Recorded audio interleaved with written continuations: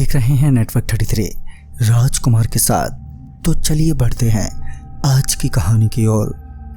जब मैंने रात के 9:15 बजे के करीब नई दिल्ली रेलवे स्टेशन से लखनऊ के लिए ट्रेन पकड़ी तो तब तक सब कुछ ठीक ही था, मगर जैसे जैसे वक्त गुजरा तो मेरी तबीयत बिगड़ने लगी। पूरे शरीर में जोर के दर्द के साथ अब ऐंठन होने लगी थी और रात के 1 बजते बजते मुझे बहुत तेज बुखार चढ़ गया। उस तेज बुखार में मैं यही सोच रहा था कि मैं कंपनी का पार्सल कल टाइम पर पहुंचा पाऊंगा कि नहीं। फिर जब ट्रेन एक जगह पर रुकी तो मेरी नज़र खिड़की के बाहर एक मेडिकल शॉप पर पड़ी जो अभी भी खुली हुई थी। हालांकि अभी 2 बजने को थे, पर मुझे लगा कि अगर मैंने दवाई ले ली तो सुबह तक तबीयत ठीक हो जाएगी और सारा काम ठीक से निपट जाएगा। ये सोचकर मैं दवाई लेने के लिए ट्रेन से उसी वक्त नीचे उतरा। ट्रेन से उतरने के बाद पता चला कि ट्रेन किसी रेलवे फाटक के बीचों बीच रुकी है।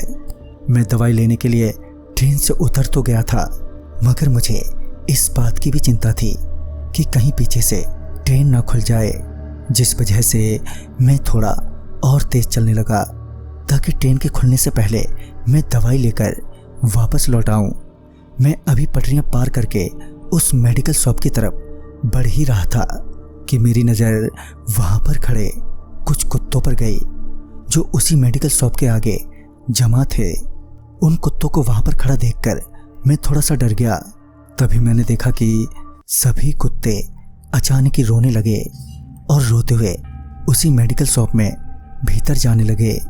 उन सभी कुत्तों को मेडिकल शॉप में जाता देख मैं एकदम से रुक गया। अब मैं वहां पर खड़ा ये सोच रहा था कि मैं उस मेडिकल शॉप पर जाऊं या फिर नहीं, कि तभी वो कुत्ते उस मेडिकल शॉप से कुछ खींचते हुए बाहर लाते हुए दिखे। जब मैंने ध्यान से देखा तो पाया कि वो सारे कुत्ते किसी आदमी की गर्दन को अपने जबड़े से पकड़े हुए हैं और वो आदमी जरा सा भी हिलडुल नहीं रहा था। शायद उन कुत्तों ने उस आदमी को जान से मार डाला था। मैं उसी वक्त पीछे पलटा और ट्रेन की तरफ भागा। तभी मेरी आहट पाते ही वो सारे कुत्ते भौंकते हुए मेरे पीछे दौड़ पड़े। मैं कुछ दूर पहुंचा ही था कि उन कुत्तों ने मुझे एकदम से धर दबोचा और मुझे बुरी तरह काटने लगे। मैं चाहकर भी अपने आप को उन कुत्तों से छुड़ा नहीं पा रहा था। सिवाय चिल्लाने के मैं और कुछ कर भी नहीं पा रहा था कि तभी वो सारे कुत्ते मुझे घसीटने लगे। वो सारे मुझे अभी घसीट ही रहे थे कि तभी ट्रेन से कुछ लोग उतरकर चिल्लाते हुए मेरी ओर दौड़े और उनके आते ही वो सारे कुत्ते मुझे छोड़कर भाग गए। फिर वो लोग मुझे सहारा देते हुए ट्रेन में ले गए। मुझे ट्रेन में ले जाते ही लोगों की भीड़ जमा हो गई और मुझे जख्मी देखकर सब यही पूछ रहे थे कि ये सब कैसे हुआ। उस वक्त मैं कुछ भी बताने की हालत में नहीं था कि तभी रेलगार्ड फर्स्ट एड बॉक्स लेकर आया और मेरी मल्लम पट्टी की। इसी बीच ट्रेन भी खुल गई और अगला स्टेशन आया तो मुझे मेडिकल की सहायता के लिए स्टेशन पर उतार दिया गया, जहां से मुझे नज़दीकी अस्पताल ले जाया गया। इलाज के दौरान जब मैंने सारी बात डॉक्टर को बताई तो उन्हें मुझ पर विश्वास नहीं हुआ, मगर वहाँ के एक कंपाउंडर को मेरी बातों पर पूरा विश्वास था और उसी ने बताया कि दरअसल बहुत साल पहले उस मेडिकल शॉप के ऑनर, जिनका नाम मिथिलेश था, जिन्हें वहाँ के कुत्तों से बहुत प्यार था और वो उन कुत्तों का पूरा ध्यान रखते थे, जिस वजह से उनकी शॉप के आगे वो सभी कुत्ते घूमते रहते थे।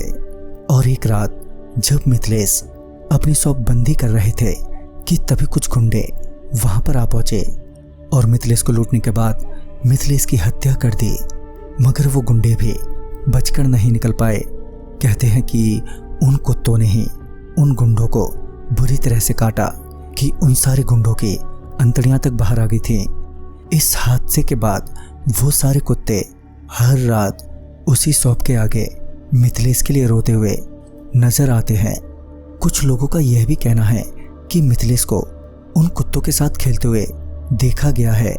दोस्तों, ये सब जानने के बाद मुझे ये समझ में आ गया था कि मुझे उस वक्त कुत्तों से डरकर भागना नहीं चाहिए था। मेरे भागने के कारण ही उन कुत्तों ने मुझे चोर समझ लिया और वो सभी कुत्ते मेरे पर झपट पड़े। खैर मैं अगले 2 दिनों तक वहीं के अस्पताल में ही रहा और जब ठीक हुआ तो मैं वापस लौटा। इस हादसे के बाद मैं कुत्तों से अब और डरने लगा हूँ, मगर अब उन्हें देखकर बिल्कुल भी भागता नहीं।